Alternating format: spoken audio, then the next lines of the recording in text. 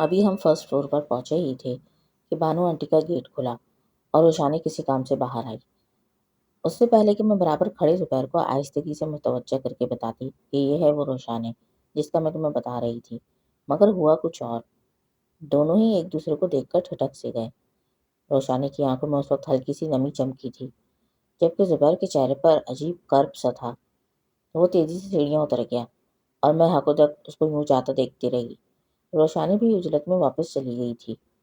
مجھے ان دونوں کا انداز کچھ عجیب سا لگا، جیسے ایک دوسرے کو جانتے ہوں۔ میں اگلے روز ہی امی کی طرف چلی گئی اور رات زبیر جب گھر آیا تو اس کے کمرے میں چلی آئی۔ تم جانتے ہو روشانی کو؟ میں اسے لیپ ٹاپ میں مصروف دیکھ کر بولی۔ وہ میرے ساتھ کالج میں پڑھتی تھی۔ میں اسے پسند کرتا تھا، مگر اس کی کہیں اور شادی ہو گئی۔ مجھے نہیں پتا تھا کہ وہ آپ کی بلڈنگ میں ہی رہتی ہے۔ اس کی بات پر میں گہرا سانس بھر کر رہ گئی۔ یہ وجہ تھی جو تم شادی سے انکاری تھے۔ میری بات پر وہ اس بات میں سر ہلانے لگا۔ روشانی بھی تمہیں پسند کرتی تھی؟ میں اس کے پاس بیٹھ گئی۔ اس کی کوئی پسند ناپسند نہیں تھی۔ اس کی زندگی کی ڈور اس کی تائی کے ہاتھ میں تھی۔ زبیر تندیہ انداز میں بولا۔ میں نے اس سے بات بھی کی تھی کہ میں اپنے گھر والوں کو بھیجنا چاہتا ہوں، مگر اس نے کہا کہ بیکار ہے، تائی کبھی بھی راضی نہیں ہوں گی، وہ مجھ پر ہی الٹے سیدھے الزام لگا دیں گی۔ دراصل اس کے ماں باپ مر چکے تھے، اس کو اس کی تائی نے پالا تھا۔ آپ ہی مجھے لگتا تھا وہ مجھے پسند کرتی ہے، اس کی آنکھوں سے صاف لگتا تھا، مگر اپنی تائی کی وجہ سے مجبور تھی۔ اس کا مطلب بانو آنٹی ٹھیک کہہ رہی ہیں کہ اس کی تائی بہت ظالم تھی، تبھی یہ بیچاری نفسیاتی مریضہ ہو گئی۔ میں زبیر کی بات پر بولی۔ نفسیاتی مریضہ؟ کیا مطلب؟ زبیر میری بات پر ناسمجھی سے بولا۔ ارے روشانی ہی تو ہے جس کے بارے میں تم کو بتا رہی تھی کہ وہ یکایک چیخنے لگتی ہے۔ میری بات پر زبیر کی آنکھوں میں حیرت سمٹ آئی۔ آپ ہی مگر روشانی نفسیاتی مریضہ نہیں ہے؟ زبیر میری بات کی تردید کرتے ہوئے بولا، جس پر میں اسے سب بتانے لگی۔ زبیر میری بات پر ناسمجھی سے بولا۔ ارے روشانی ہی تو ہے جس کے بارے میں تم کو بتا رہی تھی کہ وہ یکایک چیخنے لگتی ہے۔ میری بات پر زبیر کی آنکھوں میں حیرت سمٹ آئی۔ آپ ہی مگر روشانی نفسیاتی مریضہ نہیں ہے؟ زبیر میری بات کی تردید کرتے ہوئے بولا، جس پر میں اسے سب بتانے لگی۔ میں یہ بات کبھی نہیں مان سکتا کہ وہ نفسیاتی مریضہ ہے، زبیر حتمی لہجے میں بولا۔ مجھے نفسیاتی مریضہ والی بات ہضم نہیں ہوئی۔ آپ نے اس کا چہرہ دیکھا تھا؟ کہاں سے اس کی آنکھیں لگ رہی تھی کہ نفسیاتی مریضہ جیسی؟ ان آنکھوں میں بے بسی تھی، زبیر نے کہا۔ اس کی بات پر میرا ذہن الجھتا گیا اور مجھے خود پر حیرت ہوئی کہ میں نے کیوں نہیں غور کیا۔ اگلے دن شام میں نگہت میرے گھر آئی تو میں زبیر والی بات پر ہی سوچ رہی تھی اور اس کو اعتماد میں لے کر سب بتا دیا۔ میری بات پر وہ بھی سوچوں میں پڑ گئی۔ کچھ سمجھ نہیں آ رہا فریم، بات کیا ہے؟ نگہت مجھے دیکھتے ہوئے بولی۔ سمجھ تو مجھے بھی نہیں آ رہا۔ ایسا کرتے ہیں آج بانو آنٹی کے گھر چلتے ہیں، میں کچھ سوچتے ہوئے بولی۔ شام میں ہم دونوں بانو آنٹی کے گھر میں موجود تھے۔ ہمیشہ کی طرح انہوں نے ہمارا خوش دلی سے استقبال کیا۔ باتوں باتوں میں نے روشانی کی تائی کا گھر پوچھ لیا۔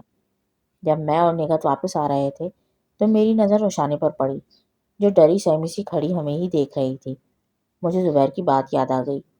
ایسا لگتا تھا ان آنکھوں میں بہت کچھ تھا۔ دوسرے دن میں اور نگہت روشانی کی تائی کے گھر کے لیے نکل کھڑے ہوئے۔ ہم روشانی کی تائی کے گھر پہنچے تو وہاں دروازے پر لگا تالا دیکھ کر ہم مایوس ہو گئے۔ اس سے پہلے کہ میں اور نگہت پلٹتے، برابر والے گھر سے دروازہ کھول کر ایک لڑکی نکلی اور ہمیں سوالیہ نظروں سے دیکھنے لگی۔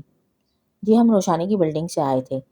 روشانی نے کچھ پیغام بھیجا تھا، ہمیں روشانی کی تائی سے ملنا تھا، میں نے بات بناتے ہوئے کہا۔ میری بات پر اس کی آنکھیں چمکنے لگی۔ آپ لوگ اندر آ جائیں۔ روشانی کیسی ہے؟ میں روشانی کی بچپن کی دوست ماہین ہوں، وہ آنکھوں میں اشتیاق لیے بولی۔ آپ کی اس سے بات نہیں ہوتی؟ نگہت اس لڑکی سے پوچھنے لگی، جس پر اس نے افسردگی سے نفی میں گردن ہلا دی۔ روشانی اور میں بچپن سے گہرے دوست تھے۔ روشانی کے والدین بہت پہلے انتقال کر گئے تھے، وہ اپنی تائی کے پاس رہتی تھی۔ روشانی چھوٹی ہی تھی جب اس کے تایا کی بھی وفات ہو گئی۔ روشانی کی تائی کی 3 بیٹیاں تھیں جو عاجبی سی صورت کی تھیں، جبکہ روشانی نہ صرف حسین بلکہ ذہین بھی بہت تھی۔ روشانی سے اس کی تائی کو شروع سے ہی بیر تھا۔ وہ اپنی بیٹیوں سے روشانی کا مقابلہ کرتی تھی اور جب ان کو اپنی بیٹیاں روشانی کے آگے ہر طرح سے کمتر نظر آتی تو ان کا سارا غصہ روشانی پر نکلتا تھا۔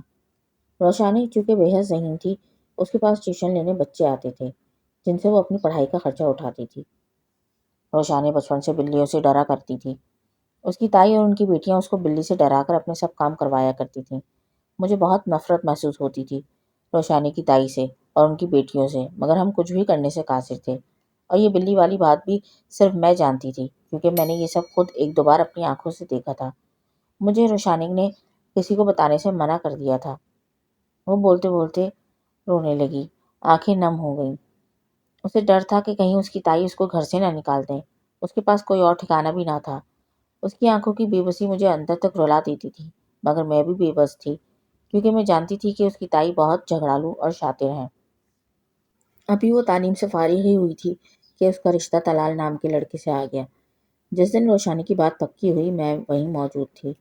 روشانی کی تائی طلال کی ماں سے بولی، آپ کی بات اگر یہ نہ مانے تو اس کو بلی سے ڈرا کر اپنے سب کام کروا لیجیے گا۔ جس پر طلال کی والدہ روشانی کی تائی کی بات پر کافی خفا ہوئیں۔ طلال کی والدہ مجھے بہت اچھی اور سلجھی ہوئی خاتون لگی تھی۔ وہ بولتے بولتے رکی، کیا روشانی نفسیاتی مریضہ تھی؟ میرے سوال پر اس کی آنکھوں میں حیرت آ گئی۔ ایسا نہیں تھا، وہ نفسیاتی نہیں تھی، بلکہ وہ تو حالات سے مجبور ہو کر سب برداشت کر رہی تھی۔ وہ تردید کرتی ہوئی بولی۔ تھوڑی دیر بعد ہم دونوں اجازت لے کر گھر سے باہر آ گئے۔ سارے راستے میں اور نگہت سوچوں میں گم رہے۔ اگلے روز میں نے زبیر کو کال کر کے گھر بلا لیا اور اسے ساری بات بتا دی، جسے سن کر وہ سوچوں میں ڈوب گیا۔ کیا سوچ رہے ہو؟ میں نے کہا۔ روشانی کی تائی کے گھر میں یہ سب ہوا اس کے ساتھ، پھر وہ شادی کے بعد یہاں آ گئی، جبکہ آپ بتا رہی تھی کہ شادی کے شروع میں وہ اپنے شوہر کے ساتھ خوش بھی تھی۔ اگر اس کی تائی اور ان کی بیٹیوں نے بقول آپ کے اس کو نفسیاتی کر دیا ہے تو وہ شادی کے اوائل دنوں میں کیوں خوش رہی؟ وہ تب بھی ایسی خوفزدہ رہتی؟ یعنی تم کہنا چاہ رہے ہو بانو آنٹی کا بھی کچھ ہاتھ ہے؟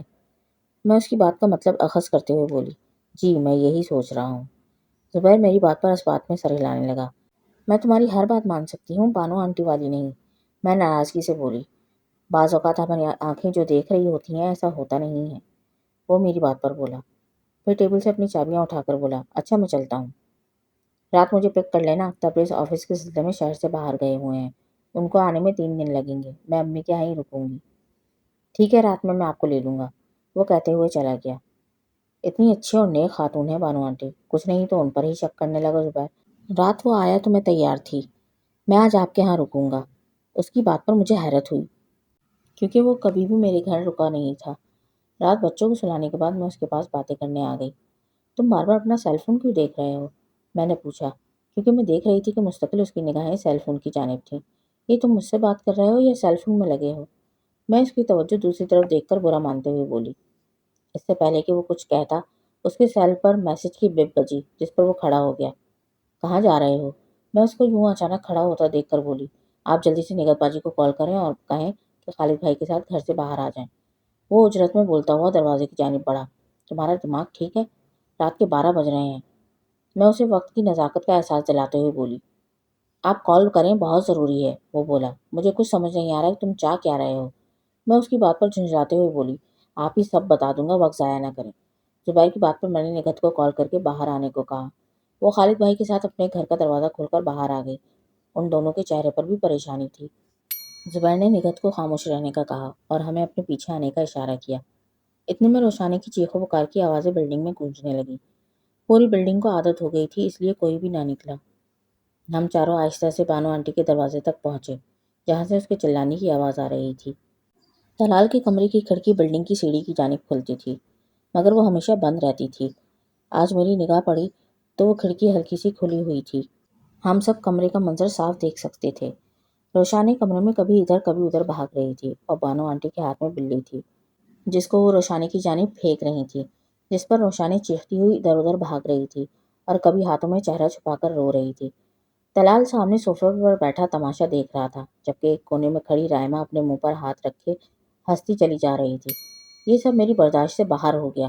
میں نے دروازہ پیٹنا شروع کر دیا۔ ہمارا دروازہ پیٹنے کے کچھ دیر بعد بانو آنٹی آئیں اور ہمیں دیکھتے ہی انہوں نے رونا شروع کر دیا۔ بیٹا معذرت چاہتی ہوں، تم لوگ بھی آوازوں سے پریشان ہو گئے ہوگے، کیا کروں، دعا کرو میری بہو کے لیے۔ ان کے چہرے پر پھیلی بے چارگی آج عیاری نظر آ رہی تھی۔ اگر آپ کے ڈرامے ختم ہو گئے ہوں تو ہم اندر جا سکتے ہیں؟ خالد بھائی درستگی سے بولے۔ ان کے اس طرح سے بولنے پر بانو آنٹی حیرت سے آنکھیں پھاڑے ان کو دیکھ رہی تھیں کہ نگہت نے کہا، پوچھ کیوں رہے ہیں، چلے اندر۔ وہ اندر کی جانب قدم بڑھاتے ہوئے بولی۔ ہم سب بھی اس کے پیچھے پیچھے تھے۔ بانو آنٹی حیرت سے ہم لوگوں کو اپنے گھر میں داخل ہوتے دیکھ رہی تھیں۔ اس سے پہلے کہ وہ کچھ سمجھ پاتی ہم روشانی کے کمرے میں آ گئے۔ ہمیں اس طرح سے آتے دیکھ کر طلال اور رائمہ کے چہرے پر ہوائیاں اڑنے لگیں۔ بڑے بغیرت شوہر ہو۔ خالد بھائی نے آگے بڑھ کر طلال کے منہ پر تھپڑ مارا۔ روشانی بھاگ کر مجھ تک آئی اور میرے سینے سے لگ کر پھوٹ پھوٹ کر رو دی۔ تم لوگ اتنے گرے ہوئے ہوگے ہمیں اندازہ نہیں تھا۔ میں نفرت سے ان سب کو دیکھتے ہوئے بولی۔ اور بانو آنٹی، بہت اچھا نقاب چڑھایا آپ نے اپنی اچھائی کا، کہ ہم لوگ اتنے عرصے ساتھ رہ کر بھی نہ سمجھ سکے آپ کی گری ہوئی فطرت کو۔ اصل میں تو آپ لوگ نفسیاتی ہیں۔ آپ کے دوہرے چہرے سے آج آپ کی اصلیت کا نقاب اٹھ چکا ہے۔ میں روتی روشانی کو چپ کراتی ہوئی بانو آنٹی سے حقارت بھرے لہجے میں بولی، جن کا چہرہ اپنی حقیقت عیاں ہونے پر دھواں دھواں ہو رہا تھا۔ ہم لوگ روشانی کو لے کر وہاں سے چلے آئے۔ آج زبیر کی روشانی سے شادی کو پورے 6 برس ہو گئے ہیں۔ اس دن والے واقعے کے بعد میں روشانی کو اپنے گھر لے آئی تھی۔ طلال نے اسے کچھ دن بعد ہی طلاق دے دی تھی۔ روشانی کو طلاق کے بعد میں نے اپنی خالہ جو بیوہ تھیں ان کے ہاں بھیج دیا تھا، جہاں اس نے اپنی عدت پوری کی تھی۔ پھر ہم نے اس کا زبیر سے نکاح کر دیا تھا۔ آخر کار زبیر کو اس کی محبت مل گئی تھی۔ بانو آنٹی کے گھر سے روشانی کو نکالنے میں بھی زبیر کا ہی ہاتھ تھا۔ یہ بات مجھے اس نے اپنی شادی کے بعد بتائی۔ جس رات ہم بانو آنٹی کے گھر گئے تھے، اسی دن روشانی زبیر کو بازار میں سبزی خریدتی ہوئی نظر آئی، اور بقول زبیر کے وہ اس وقت کہیں سے نفسیاتی نہیں لگ رہی تھی۔ وہ بالکل نارمل تھی۔ زبیر نے اس سے بات کرنے کی کوشش کی، جس پر وہ گھبرا گئی، مگر زبیر کے بے حد اصرار پر وہ اس کے ساتھ ایک ہوٹل میں چلی گئی۔ زبیر بات کی حقیقت تک جاننا چاہتا تھا۔ زبیر نے اسے اعتماد میں لے کر سب پوچھ لیا، جس پر اس نے ڈرتے ڈرتے زبیر کو بتایا کہ بانو آنٹی نے اس کو پوری بلڈنگ میں نفسیاتی مشہور کیا ہوا ہے اور وہ اسے بلی سے ڈراتی ہیں۔ دراصل خود بانو آنٹی اذیت پسند تھی۔ بعد میں پتہ کرنے پر معلوم ہوا تھا کہ بانو آنٹی کا بچپن بھی روشانی کی طرح ماموں ممانی کے گھر گزرا۔ ممانی بھی ان پر خوب تشدد کرتی۔ شوہر بھی عجیب مزاج کا ملا، وہ بھی ذرا ذرا سی بات پر روئی کی طرح دھنک دیتا۔ بچپن سے بڑھاپے تک وہ تشدد کا نشانہ بنتی رہیں۔ دونوں بچے بھی ان سے لڑتے پھرتے رہتے تھے۔ روشانی بہو بنی اور اس کی دبو شخصیت نے ان کی دبی کچلی جبلت بیدار کر دی۔ وہ تسکین کی خاطر روشانی کو ستاتی تھیں، ورنہ وہ بری نہیں تھیں۔ ان کے بچے بھی، جنہوں نے بچپن سے باپ کا تشدد دیکھا، فطرتاً باپ جیسے ہی بنے اور ذہنی تسکین کے لیے روشانی کا خوف انجوائے کرتے۔ طلال جو پہلے ایسے نہ تھا، بانو آنٹی کی الٹی سیدھی باتوں میں آ کر وہ اس کے کردار پر شک کرنے لگا اور سزا کے طور پر اسے بلی سے ڈرا کر آئے دن معافی منگواتا اور بے قصور ہوتے ہوئے بھی معافی مانگتی تھی۔ اتنا سب کچھ سہنے کے باوجود بھی وہ وہاں رہنے پر مجبور تھی۔ زبیر نے سب سننے کے بعد اسے اعتبار دلایا کہ وہ بے آسرا نہیں ہوگی، بس وہ اس رات اس کے نمبر پر میسج کر دے اور اپنے کمرے کی کھڑکی ہلکی سی کھلی رکھے۔ بہت یقین دلانے پر روشانی نے اس کی بات مان لی اور زبیر نے اپنا وعدہ پورا کر دکھایا۔ آج وہ دونوں 2 بچوں کے ماں باپ بن چکے ہیں اور ایک خوشگوار زندگی گزار رہے ہیں۔ میں نے روشانی کی زندگی سے ایک بات جانی ہے کہ انسان کو کبھی کسی چیز سے اتنا خوفزدہ نہیں ہونا چاہیے کہ لوگ اس کو اس کی کمزوری بنا کر اس چیز سے ڈرا ڈرا کر ادموا کر دیں، یا کبھی کسی شے سے انسان خوفزدہ ہو بھی تو لوگوں کو خبر نہ ہونے دے، کیونکہ لوگ ہمیشہ کمزوری کا ہی فائدہ اٹھاتے ہیں۔